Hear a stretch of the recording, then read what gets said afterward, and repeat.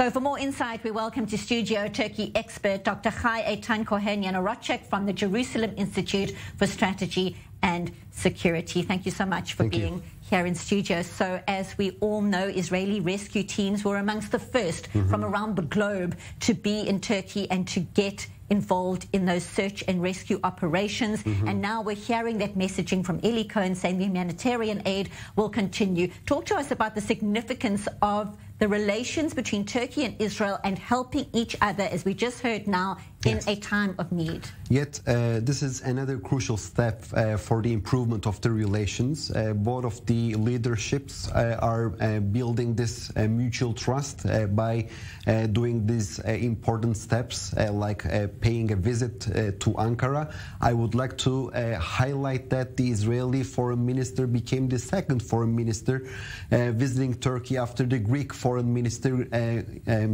Nikos Dendias.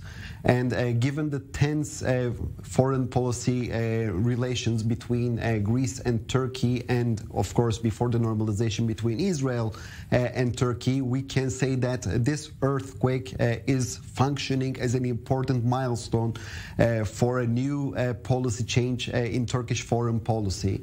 And I believe that since the Israeli rescue teams made a great job there, and also the Israeli medical teams are still at the Israeli Field Hospital in southeast Turkey, I believe that we will continue to see more positive pictures that highlighting and emphasizing the cooperation between the two nations. And I think the sky is the limit. If we will continue to pave the way for more mutual respect and mutual understanding with dialogue, I think both nations can achieve together a lot.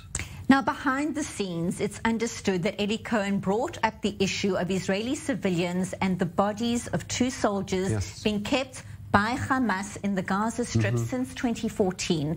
This is an issue very close to the hearts of Israel. How, if this is being brought up at this juncture, could Recep Tayyip Erdogan help in terms of making that happen, the civilians and the bodies being brought home where they belong? Since the declaration of this normalization, Israel kept complaining about this close relationship between Hamas and Turkey.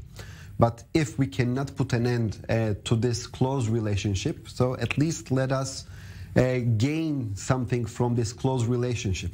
And as far as I understand, that is why the Israeli government is now trying to use the Turkish government's close relationship with Hamas in order to make an important improvement also on that matter. I think all of these channels should be used because in the Middle East, we should use all of our possibilities in order to bring back our soldiers' bodies, and as well as Israeli civilians that are taken captive in the Gaza Strip. And I think because of its position, Turkey can function as an important bridge between the Hamas terrorist organization and the Israeli government. There are also reports talking about the discussions behind the scenes that in a meeting with Mevlut Cavusoglu, the Turkish foreign minister, the discussion came up about Israel's very recent decision to legalize 9 outposts in the West Bank.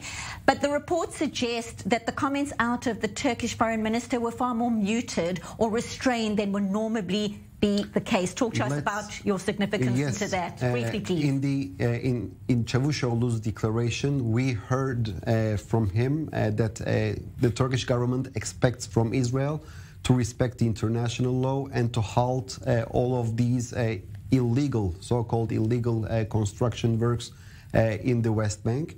So the Turks did not change their perspective vis-a-vis Israel. The fact that now we are witnessing a warming of the relations does not mean that they are approving these Israeli actions in the West Bank. We certainly will be watching to see how things unfold, not only what we're hearing at the podium, but also the discussions happening behind the scenes. We always appreciate your insight. Dr. Chai Eitan Cohen-Yanarocek from the Jerusalem Institute for Strategy and Security. Thank you for being here.